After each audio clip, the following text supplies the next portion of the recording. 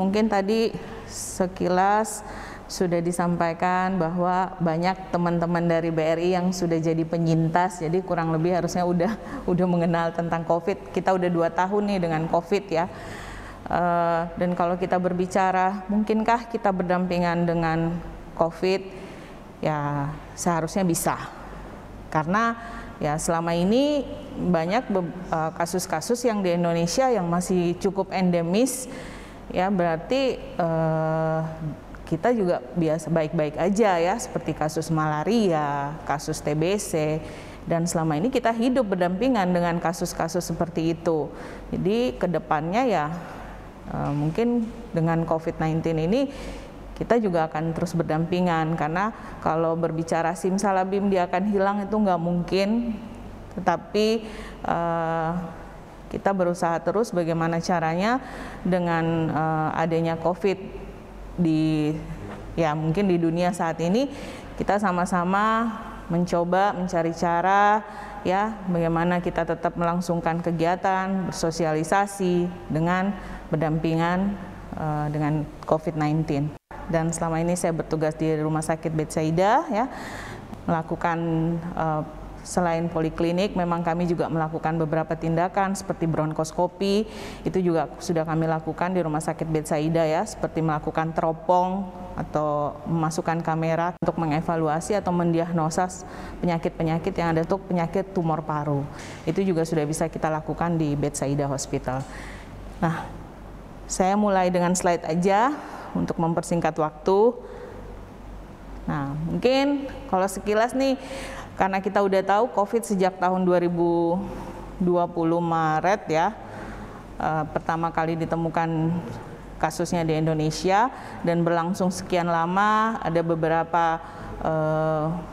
beberapa varian yang muncul ya, dan terakhir di akhir tahun 2021 kemarin munculnya varian yang kita kenal dengan varian Omicron, di mana varian ini sebenarnya pertama kali muncul di Afrika Selatan, kemudian WHO mulai melaporkan ke internasional pada tanggal 24 November 2021, di mana ditemukan kasus yang cukup meningkat dengan pemeriksaan whole genome sequencing, ditemukanlah varian Omicron ini ya. Dan ternyata varian Omicron ini penyebarannya cukup cepat, dalam waktu November, dalam waktu kurang lebih 2 bulan, kita di Januari mulai mendapatkan kasus Omicron disebabkan keterkaitan dengan perjalanan jarak jauh ya. Itu kita harus tahu dulu, virus itu bermutasi ya. Jadi dia adalah suatu penyakit yang bermutasi. Mutasi pada virus itu adalah sesuatu yang lazim, sehingga virusnya cepat dengan mudah dia akan bereplikasi dengan mengikuti perubahan genetik dari tubuh manusia. Perubahan genetik pada virus ini menyebabkan virus tersebut memiliki efek yang berbeda terhadap tubuh manusia jika terinfeksi ya. Kadang dia juga cukup menyulitkan sistem imun kita dalam melindungi tubuh, sehingga kalau kita ingat-ingat nih, kita kena flu ya, kena flu berarti kan kena flu influenza atau virus influenza. Di setiap orang berbeda. Ada mungkin hanya dengan istirahat, minum air hangat, tidur bisa sembuh. Ada yang perlu obat baru dia sembuh. Karena ya tadi si virus ini dia memiliki sistem yang berbeda-beda pada saat masuk ke tubuh manusia. Nah, tidak semua mutasi yang disebabkan oleh virus ini akan berbahaya pada manusia. Ada juga yang tidak memberikan efek berbahaya. Malah kadang mutasi tersebut juga merugikan terhadap si virusnya, ya. Jadi malah berbalik ke virusnya. Jadi yang kita harus tahu pada saat ini WHO itu mengeluarkan statement apabila virus tersebut merugikan pada manusia atau berdampak buruk yang merugikan pada manusia, maka dia disebut adalah variant of concern. Nah, variant of concern yang saat ini mulai muncul itu adalah si Omicron ya. Nah, varian Omicron kita sebut varian B11529. Dia ditetapkan sebagai varian of concern oleh WHO pada tanggal 26 November 2021. Padahal 2 hari sebelumnya dia masih disebut sebagai varian under monitoring, masih dimonitor. Dalam 2 hari dia menjadi varian of concern, berarti dia memang sangat merugikan buat manusia. Hal ini disebabkan karena penyebarannya yang cukup cepat. Ternyata kenapa?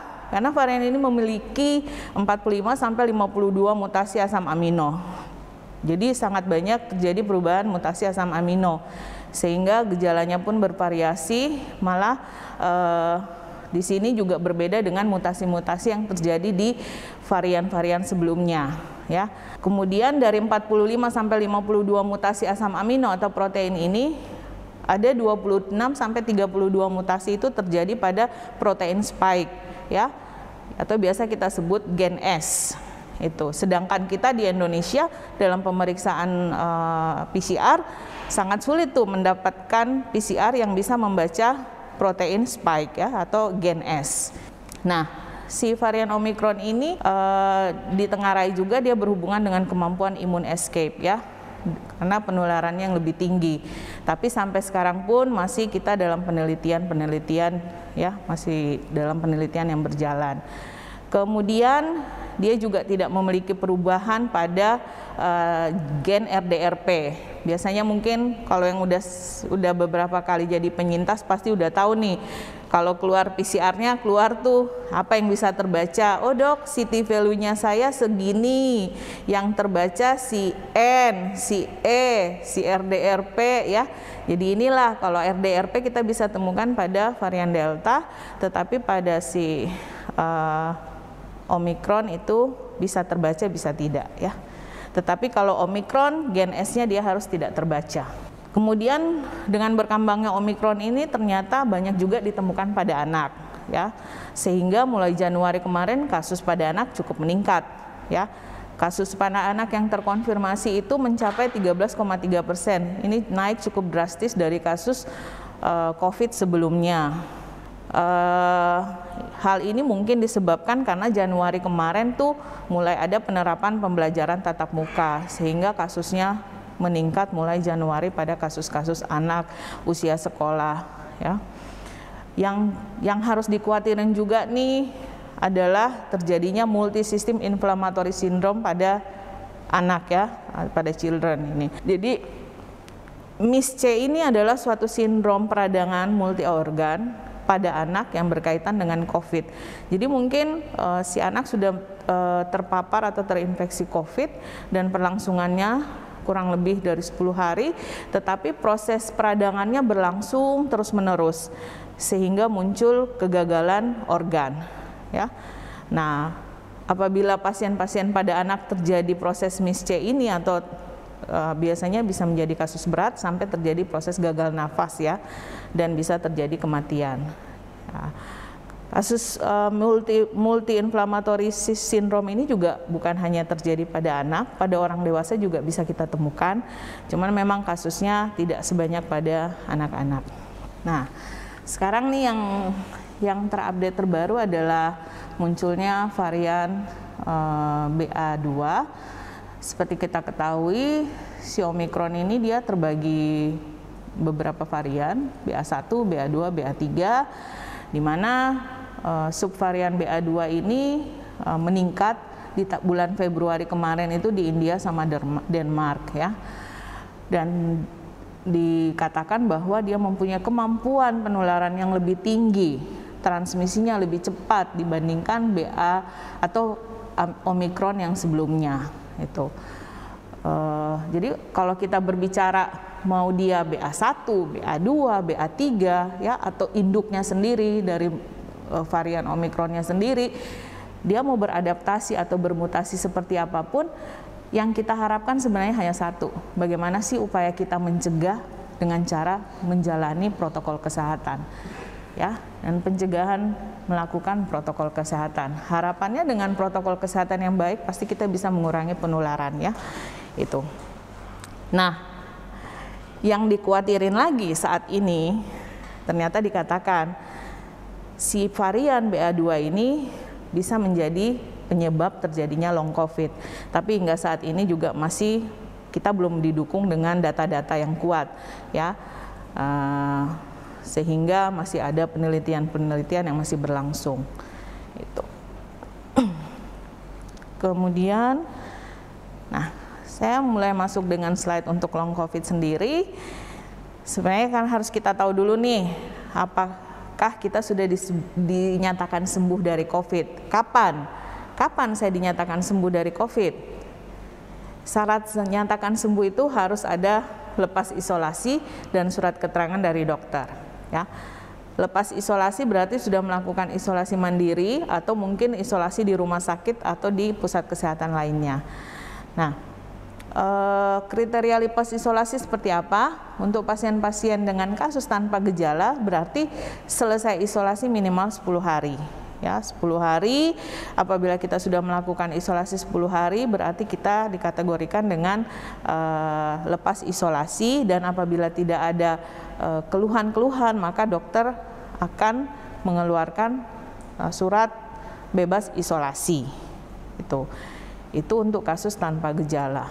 Apabila ada gejala ringan dan sedang, biasanya setelah melakukan isolasi 10 hari dan ditambah 3 hari bebas isolasi atau 3 hari bebas gejala, ya, 3 hari bebas gejala. Jadi kalau misalnya kita sudah melakukan isolasi 10 hari, kita lihat ke belakang pasien ini keluhannya seperti apa, ya. Apabila masih ada batuk atau mungkin masih ada sering flu, ya kadang kita extend 3 hari tambahan dan di saat itu kita nyatakan dia bebas isolasi, ya.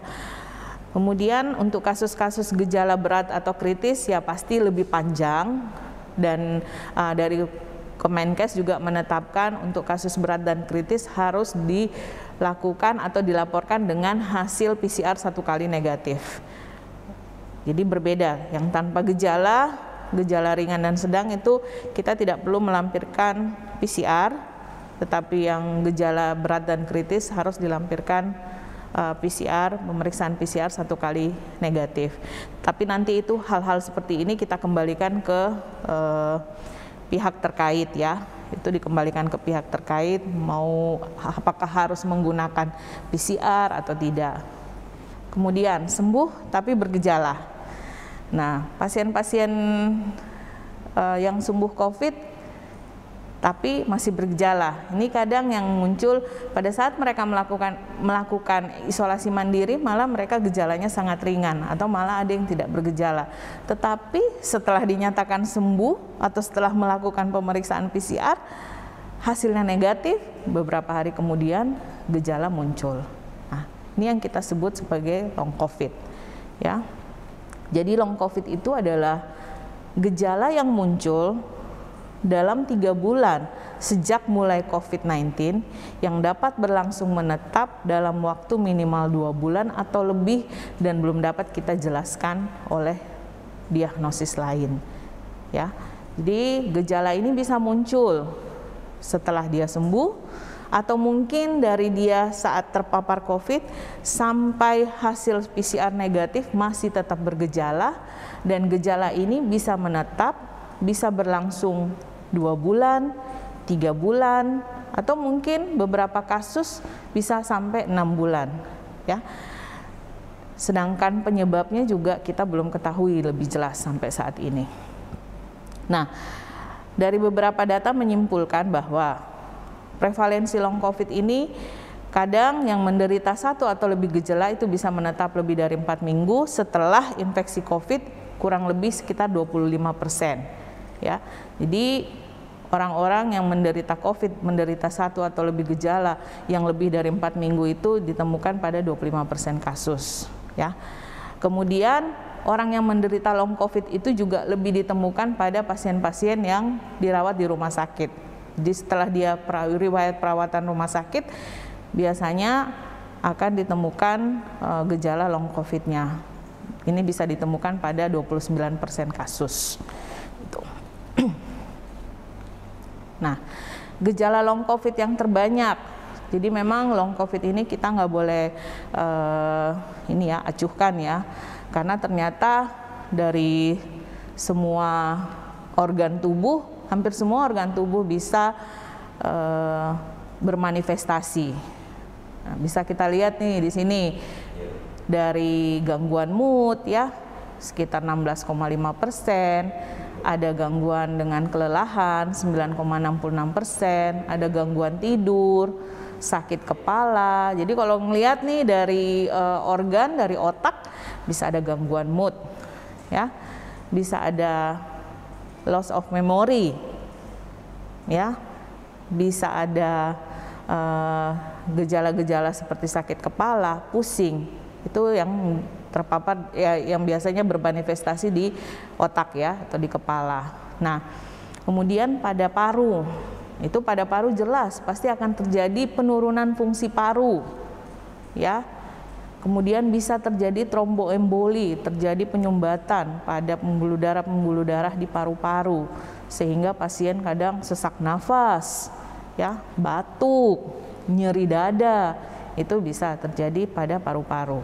Nah, kelainan di jantung bisa terjadi gangguan otot-otot jantung ya. Kemudian bisa terjadi penyumbatan pada pembuluh darah jantung itu. Jadi kadang malah pencetus gagal jantungnya atau pencetus serangan jantungnya karena si COVID-nya itu bisa terjadi ya. Kemudian pada ginjal bisa terjadi gagal ginjal yang akut ya, atau penurunan dari fungsi ginjal sendiri itu. Kemudian pada liver bisa terjadi proses peningkatan fungsi liver disebabkan karena fungsinya yang menurun ya. Pada usus bisa terjadi diare kronis ya, karena terjadi proses infeksi pada usus halus. Kemudian pasien-pasien dengan prediabetes malah terinduce setelah terpapar COVID. Jadi hal-hal ini sangat mengganggu pada pasien-pasien yang penyintas COVID, karena long COVID itu penyebabnya karena kita belum ketahui lebih jelas ya. Kadang kami sebagai dokter, sebagai tenaga medis pasti akan mengobati secara simptomatis dulu. Pada saat itu dia masalahnya di mana, sambil kita pelan-pelan cari nih apa sehingga bisa tegak diagnosa yang pasti. Kemudian ada faktor-faktor resiko yang bisa mengalami long COVID. Nah, faktor pertama pasti berhubungan dengan komorbid. Ya, orang dengan hipertensi, orang dengan diabetes, orang dengan penyakit paru, atau mungkin dengan penyakit jantung, ini sangat beresiko bisa terjadi long COVID. Ya. Kemudian faktor yang kedua bisa dengan obesitas. Ya, orang dengan obesitas. Obesitas sangat beresiko karena kemungkinan orang dengan obesitas bisa jadi pasien tersebut juga ada hipertensinya atau ada diabetesnya. Ya. Kemudian gangguan psikosomatis. Kadang pasien-pasien dengan gangguan psikosomatis itu berhubungan imunnya jelek, ya, kemudian gizinya jelek, sehingga dia juga termasuk orang yang beresiko untuk terjadi long COVID. Itu. Kemudian long COVID juga bisa beresiko terjadi pada usia anak-anak dan lansia. Nah, dua usia ini, usia anak dan lansia ini adalah usia yang merupakan mereka adalah orang yang imunokompromis ya, atau rendah, sehingga mudah terjadi long COVID pada usia anak dan lansia. Kemudian ya pasien-pasien dengan riwayat atau penyintas COVID, tapi pada saat kena COVID dia COVID berat, misalnya dia sampai pakai ventilator ya, menggunakan ventilator, perawatan ICU. Nah, itu berarti beresiko untuk terjadi long COVID. Nah, kalau yang harus jelas kita tahu, long COVID ini dia tidak menular, dia merupakan sisa gejala COVID, dan ya selama ada gejala tersebut, kita akan tetap menyarankan untuk melakukan pemeriksaan rutin kontrol ke dokter ya. Nah, kalau dilihat dari data, ya ini kita ambil dari Rumah Sakit Persahabatan, disebutkan bahwa 63% penyintas COVID-19 di Indonesia memiliki long COVID. Jadi yang dirawat tuh sekitar hampir 400 pasien, 450, ditemukan 63% menderita long COVID dan 36% COVID dengan sembuh ya, tidak bergejala. Nah, kalau dilihat nih gejala-gejala pasca COVID-nya yang paling tertinggi adalah itu kelelahan, ya, kelelahan. Kemudian batuk, sakit otot, sakit kepala, gangguan tidur, ya. Jadi ini adalah gejala-gejala long COVID yang kita temukan pada kasus COVID yang dirawat di Rumah Sakit Persahabatan, ya. Kemudian, nah, otomatis kita harus tahu durasi long COVID berapa lama sih? Tadi saya udah sebutkan. Jadi itu 54-75% kasus yang mengalami long COVID itu dia membaik dalam 1-5 bulan, ya, 1-6 bulan. Jadi cukup lama. Dan memang untuk recovery-nya, pemulihannya memang perlahan. Itu tidak memberikan langsung hasil yang cukup signifikan. Ya, pengalaman saya melihat sih mereka cenderung dalam waktu setiap bulan itu akan kontrol, dan setelah 6 bulan itu relatif, kalaupun dia gejalanya hilang tidak sampai 100%. Nah, ada juga di sini menyebutkan 4,4% masih mengalami gejala sisa dalam 1 bulan sejak awal, dan dia menurun sampai hampir 2% dalam waktu 2 bulan, ya. Nah, makanya kalau dilihat nih kasusnya akan berbeda di setiap individu. Di setiap individu yang mengalami long COVID, durasi long COVID-nya akan berbeda, dipengaruhi oleh beberapa faktor, termasuk di situ komorbid, usia, ya, kemudian gejala COVID-nya sebelumnya, itu akan menjadi faktor-faktor yang berpengaruh. Nah, sebagian besar kasus yang sembuh pun ternyata tidak benar-benar merasakan sembuh, ya.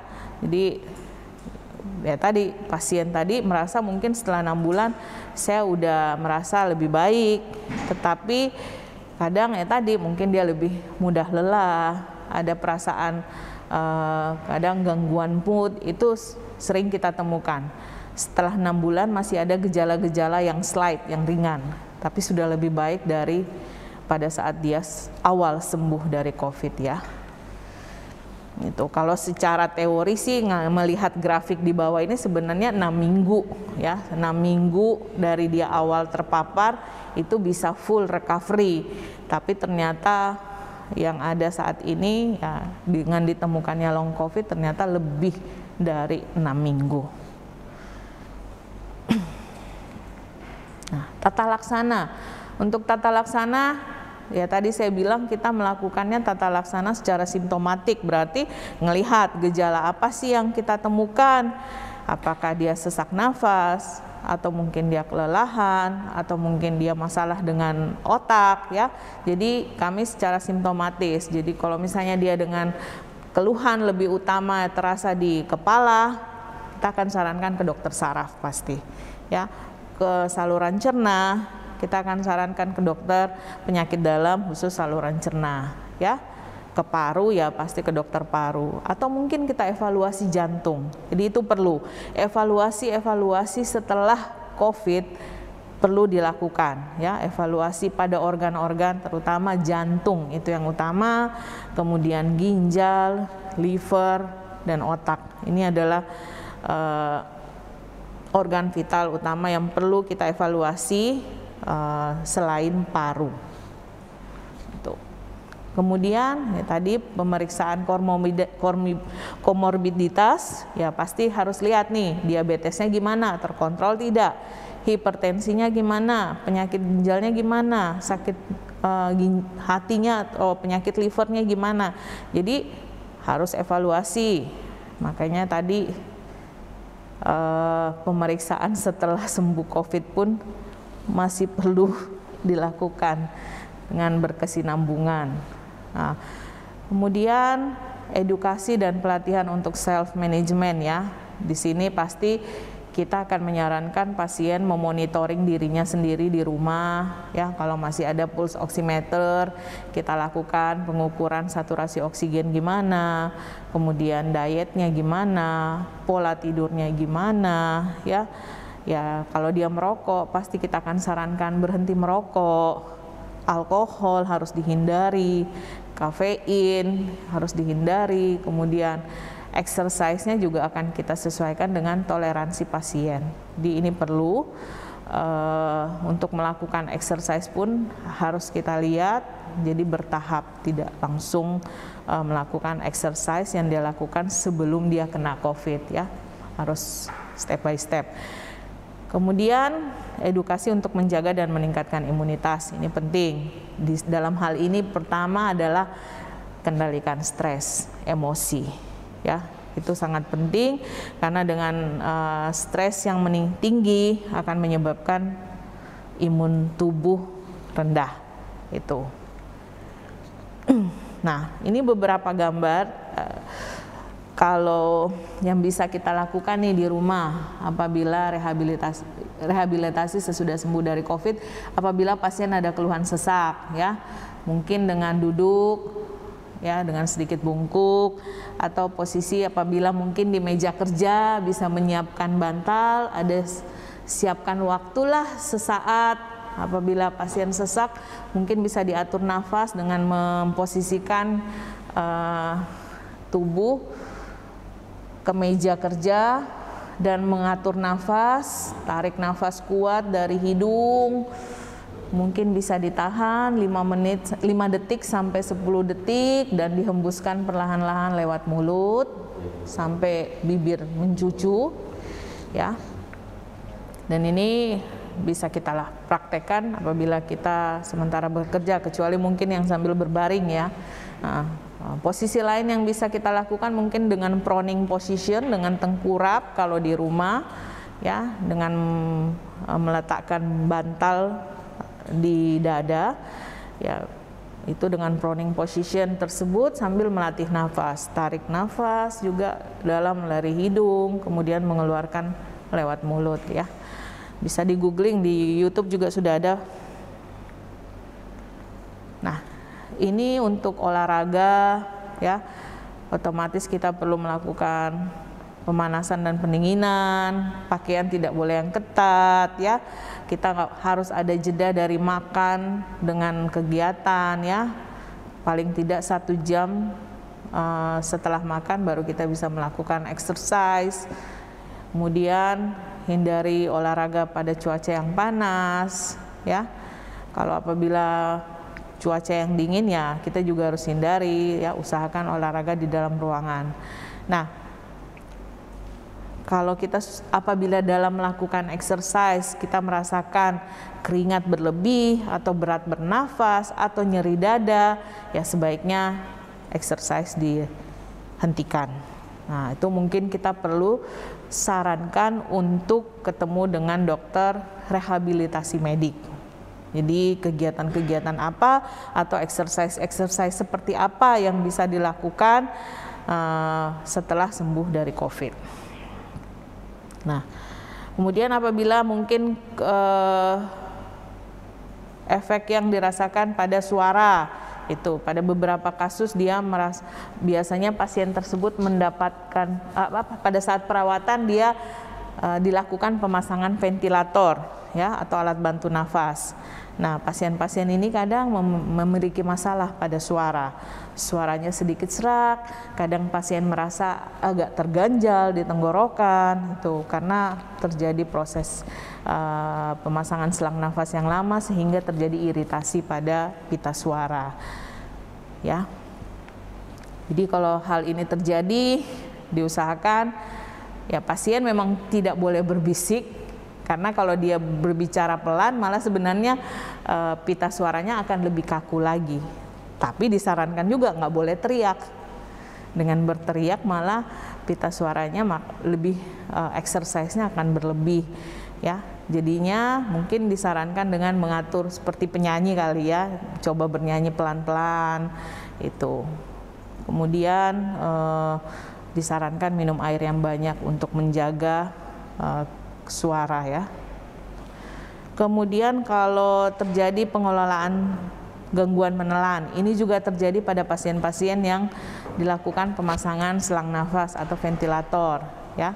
Jadi kita akan sarankan setelah makan itu wajib duduk dulu ya, wajib duduk, tidak boleh melakukan exercise 30 menit setelah makan. Kemudian makanan juga harus diatur ya, mungkin agak lunak, tidak terlalu tebal, dan pastikan makanan dikunyah dengan mungkin 30 kali kunyahan sehingga hancur baik. Dan hati-hati apabila tersedak, otomatis makanan bisa masuk ke saluran nafas, ini yang bisa menyebabkan infeksi saluran nafas baru lagi ya. Itu. Nah, ini apabila terjadi masalah perhatian atau memori ya. Nah, kalau ada hal-hal seperti ini sih biasanya utama pasti kami akan sarankan konsultasi ke dokter saraf ya.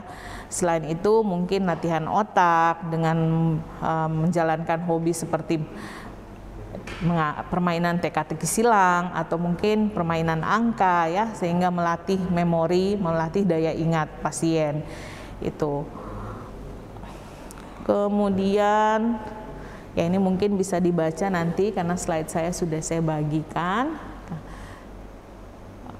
Nah, ini kadang nih yang paling urgent juga nih, mengelola stres dan kecemasan. Kadang ada beberapa pasien sih datang memang dengan keluhan cemas berlebih dan stres karena pasien tersebut sesak atau berat bernafas.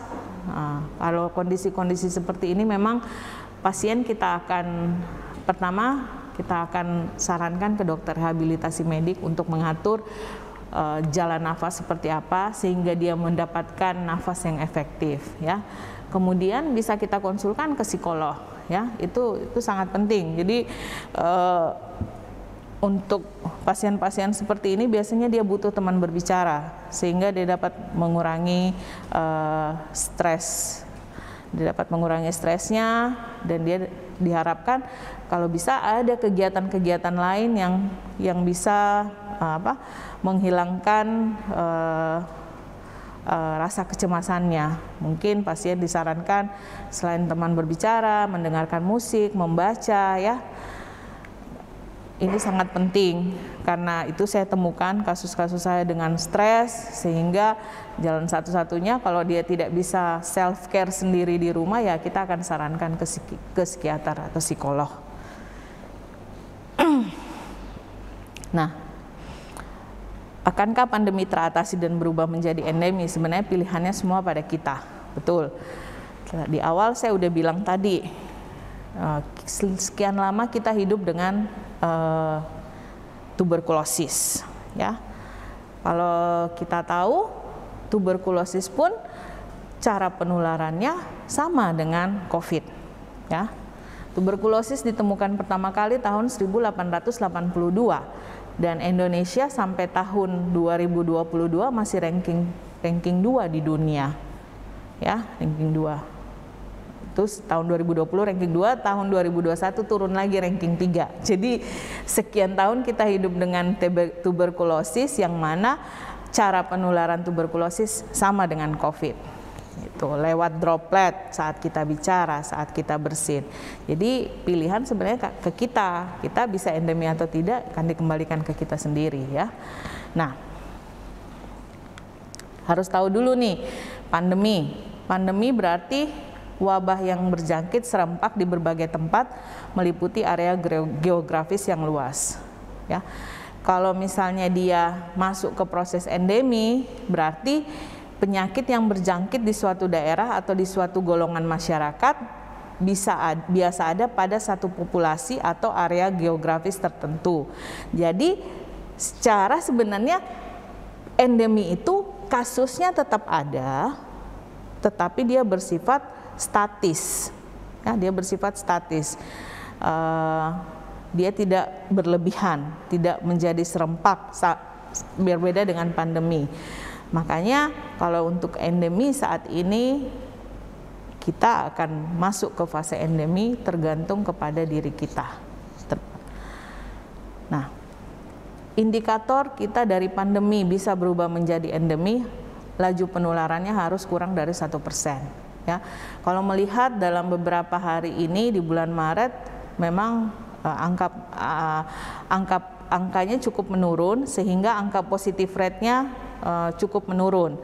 Saya di bulan Februari, akhir Februari 2022 itu angka positif rate kita sampai 58%, ya. Dan di awal bulan Maret turun menjadi 42%. Dan angka positif rate kita di akhir Maret ini lebih menurun lagi, itu sudah di bawah 20%. Jadi harapan mudah-mudahan angka positifnya juga bisa menurun sampai 5% ya. Kemudian tingkat perawatan rumah sakit. Tingkat perawatan rumah sakit kurang dari 5%. Nah, saya kira sih untuk kasus COVID di bulan Maret ini juga angka hunian rumah sakit sudah cukup menurun ya. Itu. Jadi apabila kurang dari 5% menjadi salah satu indikator untuk menjadi endemi. Kemudian angka fatality rate atau kematian juga kurang dari 3%. Ya, sejauh ini memang angka kasus kematian kita memang di bawah 3% ya. Kurang lebih sekitar 2%. Itu. Jadi kalau indikator ini bisa kita penuhi ya otomatis kita bisa masuk ke fase endemi COVID-19. Nah, kalau dibilang apa yang harus kita lakukan? Otomatis pertama kita harus membantu cakupan vaksin ya. Jadi kalau bisa saat ini gencar dengan booster ya, silahkan dilakukan booster secepatnya itu. Jadi kemudian protokol kesehatan terutama di keramaian. Kemudian jaga dan tingkatkan imunitas, dan ya kita harus selalu menjadi media atau agen edukasi untuk keluarga, untuk lingkungan terkecil di keluarga maupun lingkungan sekitarnya. Jadi saya rasa dengan kita menjalankan ini kita bisa berdampingan dengan COVID ya. Yang paling utama memang protokol kesehatan, masker. Jadi kita nggak boleh lengah dari masker ini.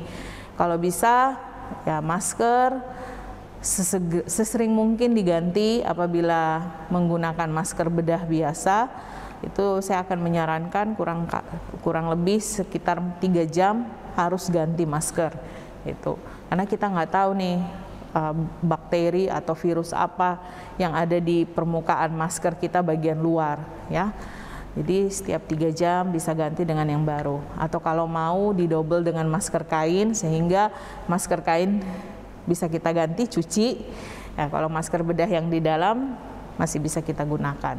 Jadi kalau mau double, paling double masker kain, kainnya dibuka, ganti, yang dalamnya tetap kita pakai masker bedah yang ada. Kemudian jaga tingkatkan imunitas ya, pasti dengan kendalikan stres ya, olahraga yang rutin, makanan yang bergizi, kemudian tidur yang cukup, hindari alkohol, stop merokok ya, pola hidup sehat untuk meningkatkan imunitas tubuh. Dengan menjalankan ini berarti percepatan kasus dapat kita cegah sehingga kita bisa dapat mencapai endemi kasus di Indonesia.